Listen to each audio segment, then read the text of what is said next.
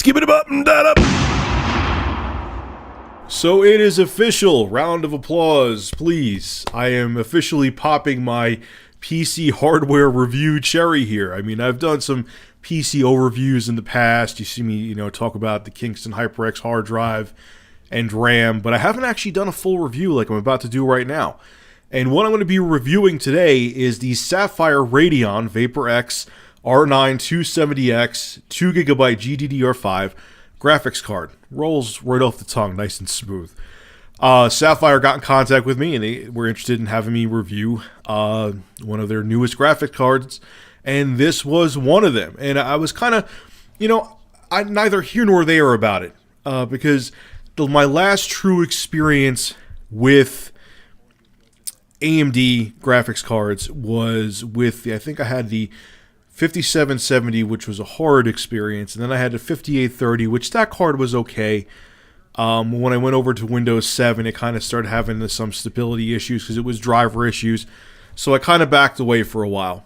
What got me back into AMD cards actually is when I built a couple budget builds that I sold to people, and I bought 6770s to put in them, and both of them performed amazing. They were like $70 cards, and I was playing games at high to very high settings and getting well above 30 frames per second on brand new titles too. I mean, it's only going back a year, and just released titles were being played at high and very high and running well. So it kind of brought back my faith into AMD.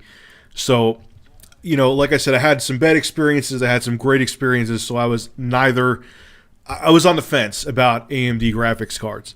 So when I got this, I put it in my machine. I've had this for about 2 weeks, and for the past, I would say 4 or 5 days, I haven't overclocked it. I'm not an overclocker, but I've beaten the hell out of this card.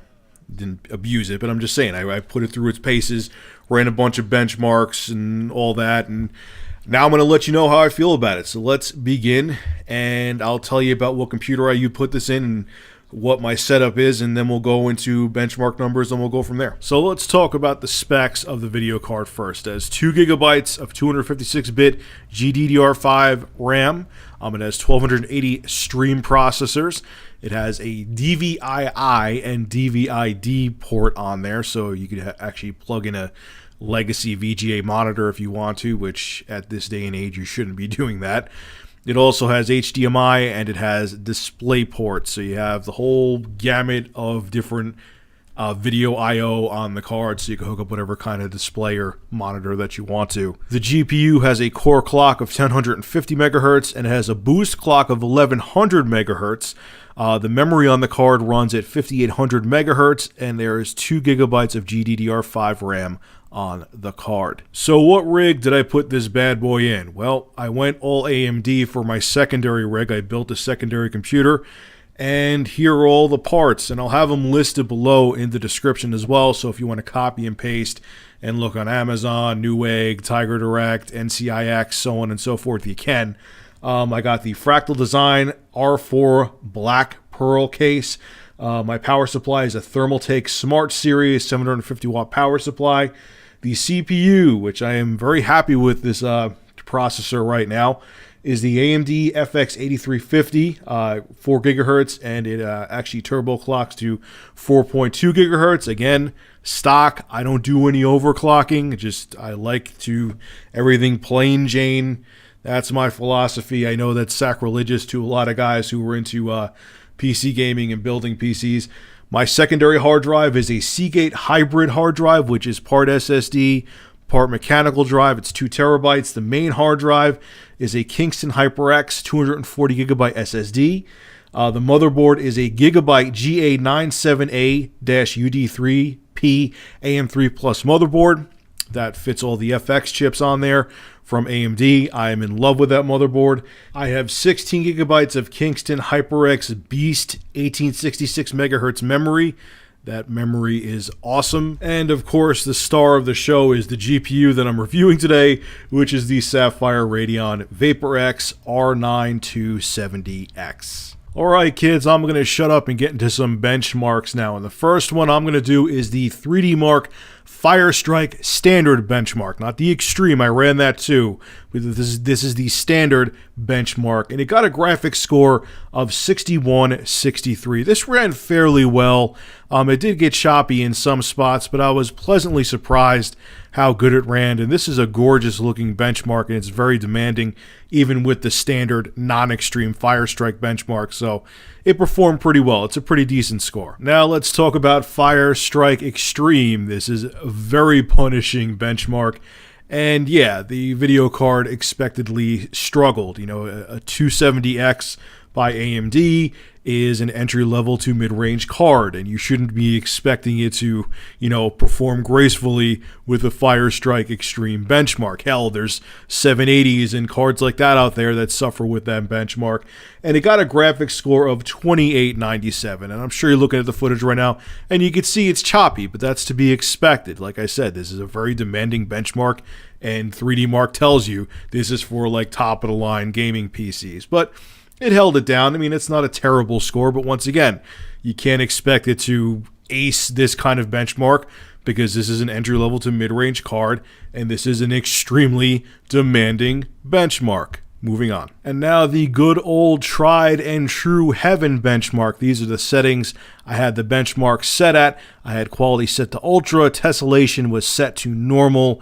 anti-aliasing was turned off, and the resolution was 1920 by 1080. And the R9 270X fared pretty damn well with this benchmark. The scores this GPU received was a average FPS of 43.8, a total score of 1104. The minimum FPS was 18.5, and the maximum FPS was 88.4.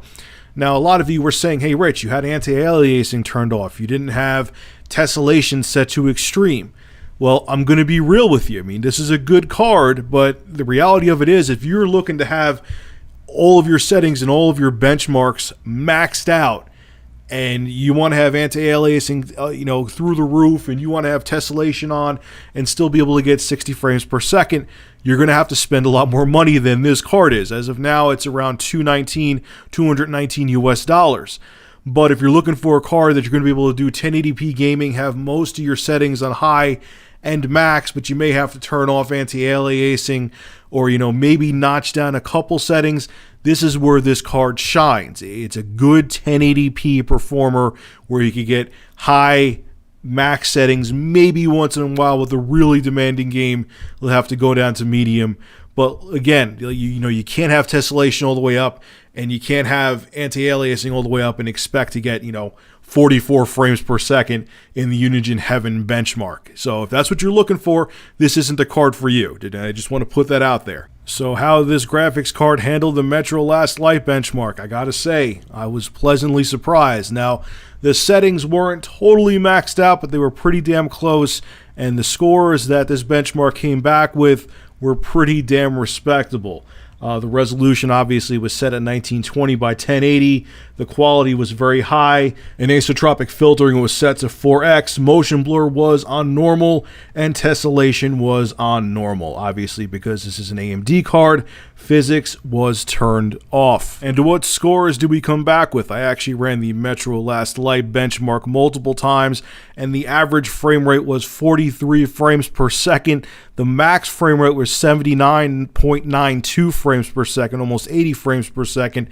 And the minimum frame rate, which I think is wrong, there may have been something that ran in the background for a second, was 7.44. So this game was almost completely maxed out with the AMD R9 270X, and I got an average frame rate of 43 frames per second. That is damn good, because anyone out there who has played this game on PC, like I said, knows this game is really damn demanding. So that is awesome. I was very impressed to see that. And last but not least, at least for graphics benchmarks, is Tomb Raider for the PC. The preset this was on the Ultra preset that includes Tress FX for the hair, which I'm sure you're seeing now. And this game also did very well on the AMD R9 270X from Sapphire. Now, this isn't the most uber-intensive benchmark on the planet, but Tress Effects alone does ask a lot from graphics cards, and I was impressed to see the Sapphire 270X perform as well as it did. Here are the stats from this benchmark. The minimum FPS was 35.8, the maximum FPS was 58.4, and the average, once again, this is on ultra settings, the average is 47.8 frames per second. That's really damn good for a card that you should be able to get, even though we'll talk about pricing in a second. You should be able to get anywhere from like $199 to $230 US. So ultra specs, average frame rate of close to 50 frames per second. That to me is pretty damn impressive, especially for a GPU in this price range. So final verdict time, folks. What do I think of the Sapphire AMD R9 270X? I was pleasantly surprised with this graphics card. The performance that I got out of it for the price range that it should be in, we'll talk about that in a second, is amazing. It handled all of the newest games. The frame rates were top notch. Nothing ever went below 30 frames per second. I don't even think the Heaven benchmark, no, it didn't. It didn't go at the settings I had it at. Obviously, if I had the Heaven benchmark maxed out, it would. But even the Heaven benchmark, which it was still on pretty high settings, didn't go below 30 frames per second. And for a card that goes for anywhere from $199 to $229, you can't complain about that. That's pretty damn good, okay? Now, there's two things, all right? One, like I said earlier on in this video, do not expect this to compete with like a GTX 780 or an R9 290 from AMD. You're not spending that much money. If you're looking for that kind of performance, you're not going to get this out of this card, and I'm not going to pretend that you are. You know, I'm not going to make it like this thing will make your breakfast, you know, wash your clothes, and then play the newest games out there at 4K resolutions. It's not meant to do that, but for what it was designed to do, and for the price range that it's supposed to be in, it's one of the best cards out there. Hands down, this card is super quiet too. I didn't mention that before.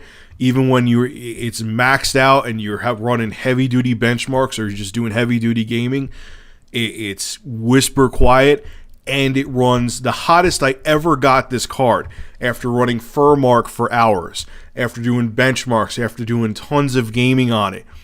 68 degrees Celsius is the hottest I could get this card to be. So it's a damn good card, and it runs cool and it runs quiet, and for the money, you're getting a lot for the dollar. Now, speaking of money though, okay, I'm going to have a link in the description to Amazon where you can pick up this card.